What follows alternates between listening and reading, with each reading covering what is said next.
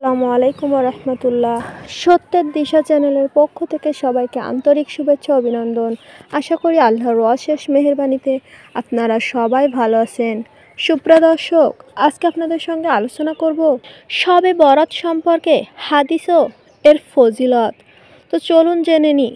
শাবান মাসের 14 তারিখ দিবগত রাতে শবে বরাত বলা হয়। শবে বরাত কথাটি ফার্সি থেকে এসেছে। শব মানে রাত, বরাত মানে মুক্তি। শবে বরাতের রাত অর্থ মুক্তির রাত। শবে বরাতের আরবি হলো লাইলাতুল বারাত।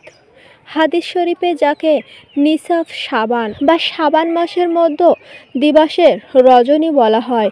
ভারতীয় উপমহাদেশে প্যারিস সহ পৃথিবীর অনেক দেশে ফার্সি, উর্দু, বাংলা, হিন্দি সহ নানা ভাষায় যা শবে বরাত নামেই অধিক পরিচিত। কোরআনুল কারিমে এসেছে, হামিম শপথ উজ্জ্বল কিতাব, নিশ্চয় আমি তা নাজিল করেছি এক বরকতময় রাতে। নিশ্চয় আমি ছিলাম সতর্ককারী, যাতে সব গুরুত্বপূর্ণ বিষয় নির্ধারণ হয়।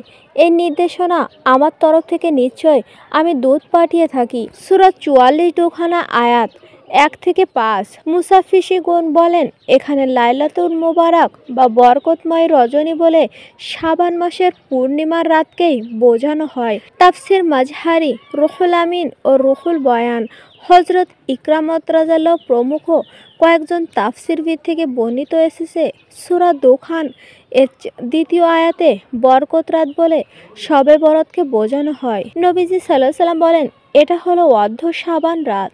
এ রাতে আল্লাহ তাআলা তার বান্দাদের প্রতি মনোযোগ দেন, ক্ষমা প্রার্থনাকারীকে ক্ষমা করে দেন, অনুগ্রহ প্রার্থনাকারীদের অনুগ্রহ করেন, আর বিদ্বেষ পোষণকারীদের তাদের অবস্থাতেই ছেড়ে দেন।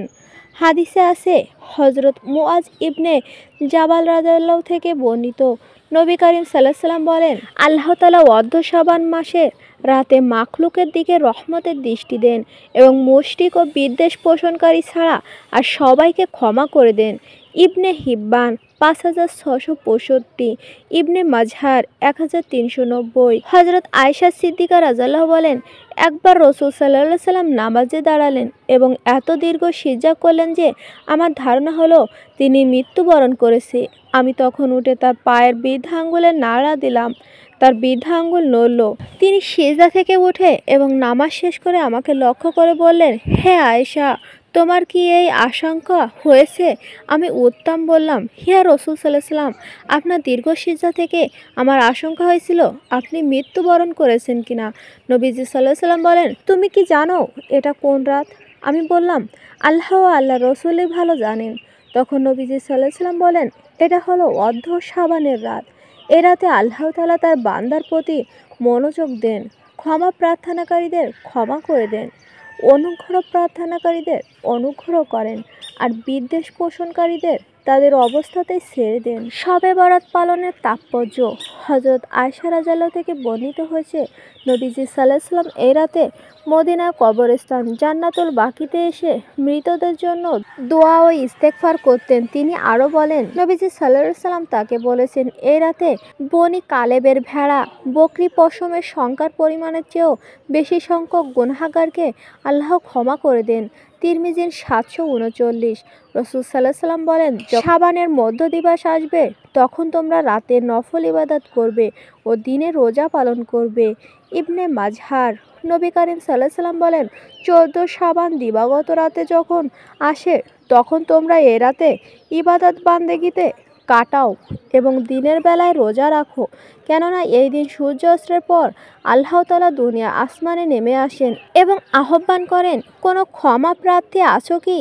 আমি ক্ষমা করব। কোনো রিজিক প্রার্থী আছো কি? আমি রিজিক দেব। আছো কি কোনো বিপদগ্রস্ত? আমি উদ্ধার করব। এভাবে ভোর পর্যন্ত আল্লাহ মানুষের বিভিন্ন প্রয়োজনের কথা উল্লেখ করে আহ্বান করতে থাকেন। ইবনে মাজহার 1384।